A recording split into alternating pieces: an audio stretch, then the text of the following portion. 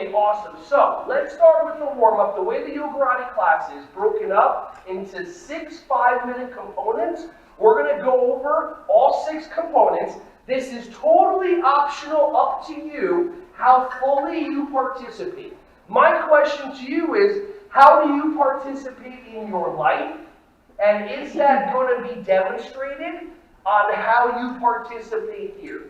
Do you sit back and wait for other people to make you happy? Or do you take action and allow yourself to be happy? Do you focus on other people and what they think about you? Or do you not care? For just a quick question, who here does not like to be judged? Raise your hand. All right, the people that really don't like to be judged are the ones that actually didn't raise their hand because they don't want to be judged or not being judged, and that's why they don't judge themselves on being judged, and that's totally fine. Here's the crazy part.